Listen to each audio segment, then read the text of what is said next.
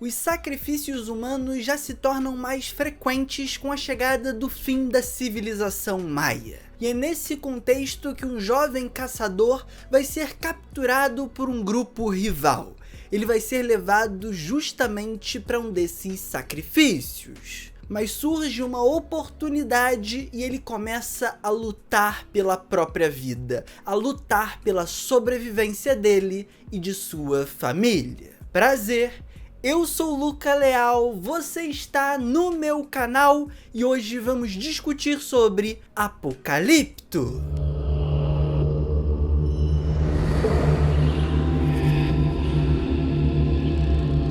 Lançado em 2006, Apocalipto conta com direção do polêmico Mel Gibson. Muito conhecido por seus trabalhos enquanto ator, mas também um diretor de enorme sucesso. Ele é responsável por Até o Último Homem, A Paixão de Cristo, Coração Valente, entre alguns outros projetos. E aqui estamos diante de uma de suas empreitadas mais arriscadas. Um filme todo falado no idioma original da civilização maia, gravado em um território hostil e tratando, obviamente, de questões que dependem de um debate histórico muito extenso. Não à toa, esse filme levantou uma série de questões e trouxe para discussão um certo embate.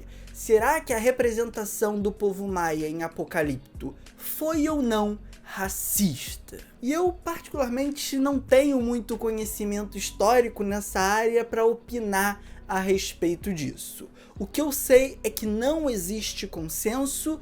Uns defendem que o filme representa os maias enquanto um povo extremamente brutal, sádico e perverso unicamente, e outro grupo defende que aquele ali era o retrato daquela sociedade no momento de seu declínio, quando as coisas já ficavam um pouco mais tensas e os grupos praticavam de forma mais frequente esses rituais de sacrifício. São dois lados que expõem a sua visão e eu, como já apresentei, não tenho embasamento suficiente para escolher um deles. Assisti ao filme, curti a experiência com algumas ressalvas e tô trazendo aqui a minha visão sobre ele. Mas é importante destacar que o histórico do Mel Gibson não colabora muito. É um ator / diretor / produtor com algumas opiniões um tanto quanto polêmicas e que é constantemente acusado de racismo, xenofobia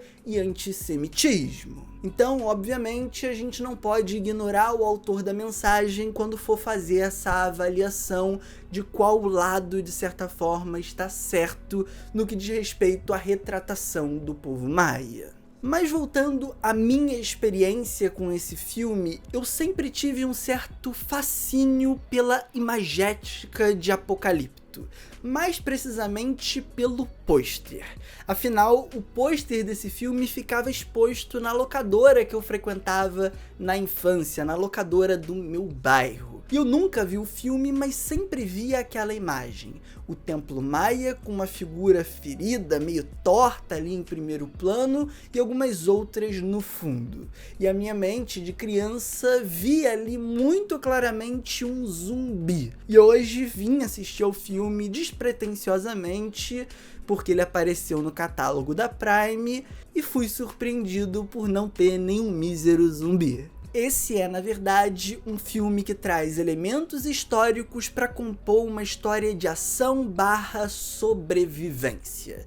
Como eu disse na sinopse inicial, a gente vai acompanhar um protagonista, um jovem caçador com sua família, uma esposa grávida e um filho pequeno, que precisa sobreviver a um grupo rival que o capturou para um ritual de sacrifício. A questão é que ele consegue escapar e vai enfrentar uma série de desafios na floresta tropical para conseguir sobreviver e resgatar a família que ele deixou para trás escondida num buraco. E essa estrutura do filme do homem sobrevivente, a gente já viu uma série de vezes no cinema. É a gente pensar, por exemplo, nos filmes de Burukutu dos anos 80 que influenciam muito o Mel Gibson, como por exemplo Rambo ou até mesmo Predador. é muito visível uma série de paralelos entre Apocalipto e esses dois filmes aqui. O seu grande diferencial mesmo é incorporar esse momento histórico que o filme retrata, tanto nas armas que vão ser utilizadas para esse combate, como nos recursos medicinais para sobreviver e nas técnicas para se adequar à floresta. E o Mel Gibson vai impor a esse filme um risco muito grande.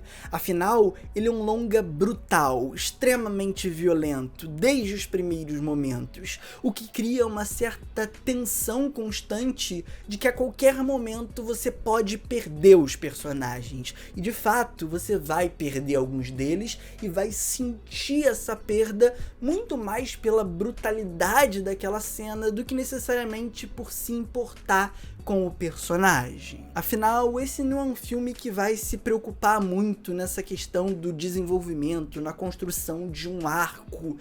É a jornada da sobrevivência, é um filme que nos seus primeiros minutos nos ambienta dentro de uma comunidade, logo quebra com isso e já nos joga para uma jornada um pouco mais individual.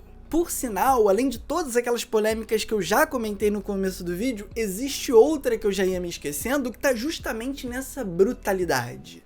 É um filme que traz muitas cenas viscerais, muitas delas envolvendo animais, e que acabam por revirar o estômago da galera. Não é fácil ver um coração sendo arrancado e exposto na mão de outra pessoa. Rolaram até algumas comparações desse filme com o Holocausto Canibal, que é um filme bem mais antigo, que bebe ali na estética found footage e que tem vários relatos de terem sido utilizados no filme cenas reais de violência, morte e por aí vai. Mas voltando ao Apocalipto, outro ponto que me chama a atenção é todo o trabalho de câmera, da direção de fotografia ao lado, obviamente, da direção propriamente dita. É um filme veloz, que vai incorporar tanto essa sua fotografia como a montagem, um estilo bem característico do começo dos anos 2000, é um filme bem ritmado, bem frenético, e que por algumas vezes, inclusive, me lembrou Cidade de Deus. Sim, parece algo inusitado, mas de fato, em vários momentos esse filme me remeteu ao longa do Fernando Meirelles e da Katia Lund.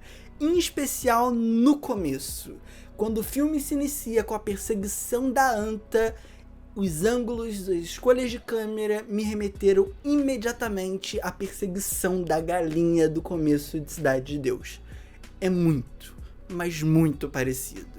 E todo esse dinamismo, essa freneticidade no jogo de câmera, esses cortes bruscos com múltiplos pontos de vista para a mesma ação, acabou me gerando um estranhamento em alguns momentos, principalmente quando o filme queria construir um drama um pouco maior. Ao invés do diretor segurar a sua câmera, segurar o drama no plano escolhido, esse picote quebrava um pouco da emoção e aumentava um pouquinho esse senso de urgência. Não sei se é uma troca justa, não sei se é uma troca equilibrada, porque eu sinto que em vários momentos sobra urgência e falta emoção. E o próprio Mel Gibson é um diretor que consegue fazer isso e já fez isso antes. Em Coração Valente, por exemplo, a gente tem cenas onde a gente consegue se conectar ao personagem principal emocionalmente muito mais do que aqui.